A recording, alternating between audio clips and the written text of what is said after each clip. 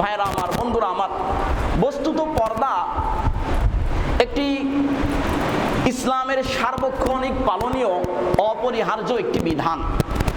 এই বিধানকে অমান্য করা বা অগ্রাহ্য করার অধিকার কারোর নেই। কেউ যদি এই বিধানকে অমান্য করে, অগ্রাহ্য করে অথবা অস্বীকার করে, তাহলে তার ঈমানই থাকবে না। এর কারণ হলো পর্দার বিধান কোরআন ও হাদিসের অকাট্য দলিল প্রমাণ দ্বারা সাব্যস্ত এবং প্রতিষ্ঠিত।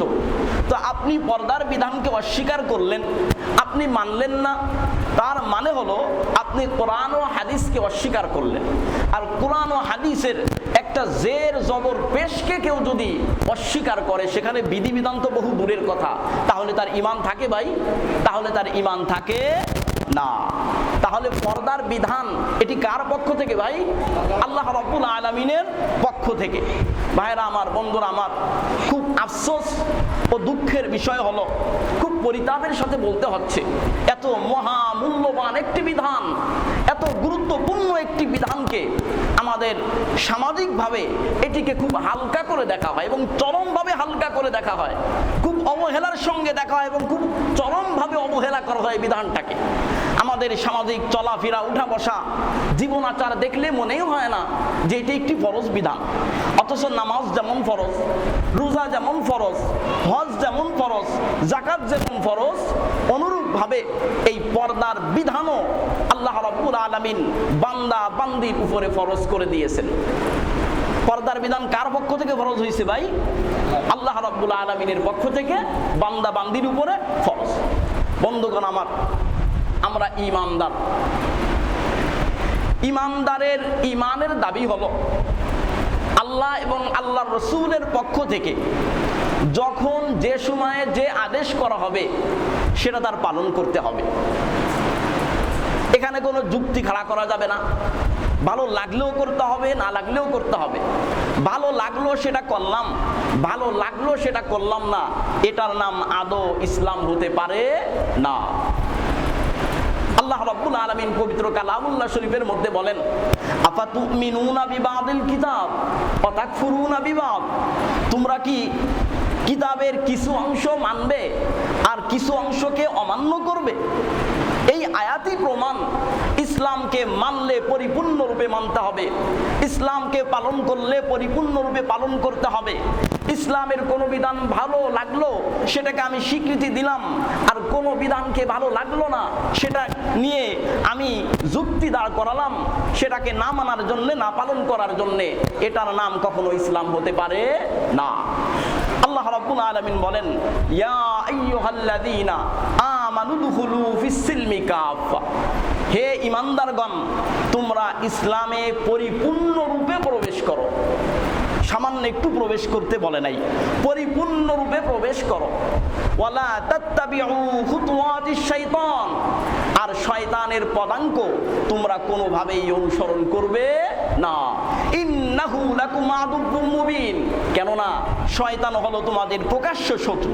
শয়তান তোমাদের পিছে লেগেই আছে, কিভাবে তোমাদেরকে আল্লাহর বিধান লঙ্ঘন করানো যায়, কিভাবে তোমাদেরকে জাহান্নামের পথে নেওয়া যায়, কিভাবে তোমাদেরকে জান্নাতের পথ থেকে দূরে সরানো যায়। এই জন্য শয়তান আমাদের পিছনে হর হামেশা সদা সর্বদা লেগে আছে, আর আমরা শয়তানের এই ফাঁদে আমরা অনাবরত, আমরা নিয়মিত সামাজিক কৃষ্টি কালচারের দোহাই দিয়ে আমরা সেই শয়তানের ফাঁদে আমরা অনাবরত পা দিয়েই আছি। ভাইরা আমার, বন্ধুরা আমার, পর্দার বিধান এটি ইসলামে খুব গুরুত্বপূর্ণ একটি বিধান। এই পর্দা একটা নারীর সৌন্দর্য, পর্দা নারীর মান ও সম্মান, পর্দা একটা নারীর মর্যাদার প্রতীক। কিন্তু আজ দুঃখজনক বিষয় হলো সত্য যে আমাদের নারীরা এই সম্মান, এই মর্যাদা তারা বুঝতে পারছে না। তারা আজ পশ্চিমাদের নারী স্বাধীনতার মিষ্টি স্লোগানের পিছনে পড়ে তারা পর্দার মতো এত বড় একটা গুরুত্বপূর্ণ বিধানকে লঙ্ঘন করছে। আজকে পশ্চিমা বিশ্ব পর্দার মিষ্টি মিষ্টি স্লোগান শুনিয়ে তারা মূলত আমাদের নারীদেরকে ঘর থেকে বাহির করতে চায়, এটা তারা বুঝতেছে না। এটা কখনোই মুসলমানের কল্যাণ চায় না, মুসলিম নারীদের কখনো তারা কল্যাণ চায় না, বরং তারা চায় কিভাবে একটা নারীকে ঘর থেকে বের করা যায়, কিভাবে মুসলিম সভ্যতাকে ধ্বংস করা যায়, কিভাবে একটা মুসলিম পরিবারকে শেষ করে দেওয়া যায়। তারা চায় যে পশ্চিমা বিশ্বের বেহায়াপনা, নির্লজ্জতাকে একটা মুসলিম দেশে কিভাবে ঢুকিয়ে দেওয়া যায়। তারা চায় পশ্চিমাদের নির্লজ্জ বেহায়াপনার রাজ কায়েম করতে চায়। আর দুঃখজনক বিষয় হলো সত্য, আজকে আমরা সেই ফাঁদে পা দিছি, সেই ফাঁদে আমরা পা দিছি। আর ইসলামের বিরুদ্ধে আমরা কথা বলছি যে ইসলাম নারীকে কোনো স্বাধীনতা দেয় নাই, ইসলাম নারীকে চার দেওয়ালের মধ্যে বন্দী করে রেখেছে। অথচ আপনি হিসাব করলে দেখতে পারবেন ইসলাম নারীকে যে স্বাধীনতা দিয়েছে, পৃথিবীর আর কোনো ধর্ম, ইসলাম আর কোনো ধর্ম নারীকে এই স্বাধীনতা দেয় নাই। ইসলাম নারীকে কতটা স্বাধীনতা দিয়েছে দেখেন, যে একটা মেয়ে যখন জন্মগ্রহণ করে, সে বিবাহিতা হওয়ার আগ পর্যন্ত সে তার বাবা তার ভরণ পোষণের ব্যবস্থা করবে, তার বাবার জিম্মায় থাকে, বাবা না থাকলে বড় ভাইয়ের জিম্মায় থাকে। বিবাহ যখন হয়ে যাবে তখন মৃত্যুর আগ পর্যন্ত সে স্বামীর জিম্মায় থাকবে, স্বামীর দায়িত্ব, স্বামীর উপরে ফরজ স্ত্রীর সম্পূর্ণ ভরণ পোষণের ব্যবস্থা করা, চাকরি বাকরির কোনো দায়িত্ব তার নেই। এমনকি পারিবারিক যে কাজকর্ম পর্যন্ত করে, ইসলামী শরিয়াতের দৃষ্টিতে এই দায়িত্ব তার না। আমাদের মা বোনেরা যেটা করে সেটা আমাদের উপরে অনুগ্রহ করে, ইহসান করে। মাসআলাগতভাবে এভাবেও বলা হয়েছে, কোনো নারী যদি বলে যে আমার দ্বারা এই কাজ করা সম্ভব না, একজন খাদেমা রেখে দাও, একজন সেবক রেখে দাও, স্বামীর সামর্থ্য থাকলে সেটা রাখতে হবে। তার মানে আপনি বুঝতে পারছেন, যেখানে একজন পুরুষ সকাল থেকে সন্ধ্যা পর্যন্ত হাড় ভাঙ্গা পরিশ্রম করে, মাথার ঘাম পায়ে ফেলে, সে তার অর্জন করা টাকা, ইসলাম বলছে তার এই ঘাম ঝরানো টাকা নারীর পিছনে ব্যয় করতে। কিন্তু নারীকে কোনো চাকরি বাকরির দায়িত্ব দেওয়া হয় নাই, পারিবারিক কোনো কাজকর্মের দায়িত্ব দেওয়া তাকে হয় নাই। বরং কতটা সুবিধা যে সে চাইলে তার জন্য একজন সেবক রেখে দিতে হবে ভাড়া করে, মাসিক বেতনভুক্ত করে। এর থেকে বড় স্বাধীনতা নারীকে অন্য কোনো ধর্মে দিয়েছে বলে আমার জানা নাই। নারী স্বাধীনতা নিয়ে বহু ধর্মের বিষয়ে আমি পড়াশোনা করেছি, কিন্তু এখনো পর্যন্ত ইসলাম যেই ধরনের স্বাধীনতা নারীদেরকে দিয়েছে এমন স্বাধীনতা অন্য কোনো ধর্মে দেয় নাই। এরপরে আসেন আরো মিষ্টি মিষ্টি কথা বলে আমাদের নারীদেরকে তারা ঘর থেকে বের করে। মিষ্টি মিষ্টি কথা কি কয়? ইসলাম নারীদেরকে মানুষ হিসাবে যে মানবীয় অধিকার, সেই অধিকার থেকে বঞ্চিত করেছে। কেমনে? কয় তাদেরকে চার দেওয়ালের মধ্যে বন্দী করছে। এটা একটা সম্পূর্ণ মিথ্যা কথা, এটা ইসলামের উপর স্পষ্ট মিথ্যাচার। ইসলাম কখনো নারীকে চার দেওয়ালের মধ্যে বন্দী করে নাই, বরং ইসলাম যে কথাগুলো বলেছে নারীর মান ও সম্মান, ইজ্জত, আবরু কিভাবে ঠিক থাকে সেই কথাগুলোই বলেছে।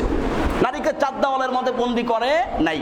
ভাইরা আমার, বন্ধুরা আমার, পর্দার বিধান যখন ফরজ হয়ে গেছে, ফরজ হয়ে যাওয়ার পরেও নবী করিম সাল্লাল্লাহু আলাইহি ওয়াসাল্লামের স্ত্রীগণ হজ ও উমরা করতে গিয়েছেন। তো চার দেওয়ালের মাঝে বন্দী করলো কই? হজ ও উমরা করতে গিয়েছেন, নিজের মাহরাম আত্মীয় স্বজনের সঙ্গে দেখা সাক্ষাৎ করতে গিয়েছেন।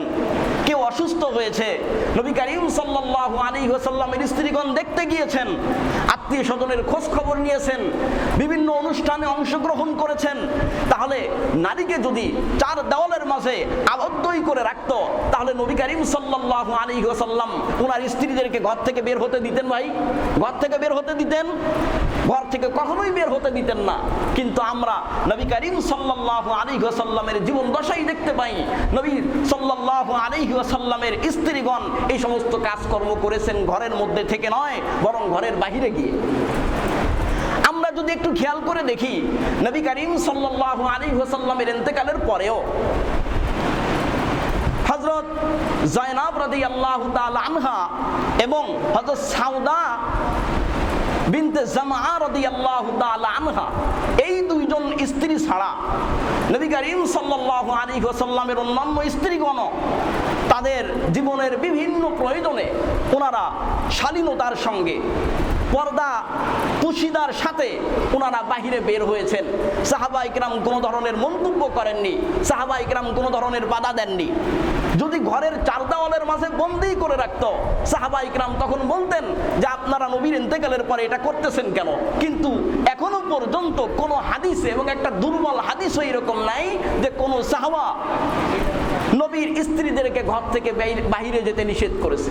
এই জন্য ভাই, নারীকে ইসলাম চার দেওয়ালের মাঝে বন্দী করে নাই। নারী চাইলে তার আত্মীয় স্বজন, মা বাবা, পাড়া প্রতিবেশী এদের সাথে দেখা সাক্ষাৎ করতে পারে। এমনকি কোনো নারীর যদি ভরণ পোষণের কোনো ব্যবস্থা না থাকে, তার দায়িত্ব গ্রহণ করার মতন কেউ যদি না থাকে, সেক্ষেত্রে জীবনের তাগিদে চাকরি বাকরি করারও বৈধতা ইসলাম দিয়েছে। তাহলে চার দেওয়ালের মাঝে বন্দী কেমনে করলো? কিন্তু শর্ত হলো নারীকে পরিপূর্ণ শরঈ পর্দা মেনেই এই কাজগুলো করতে হবে, বাহিরে যেতে হবে। ইসলাম কখনো নারীকে চার দেওয়ালের মাঝে বন্দী করে না।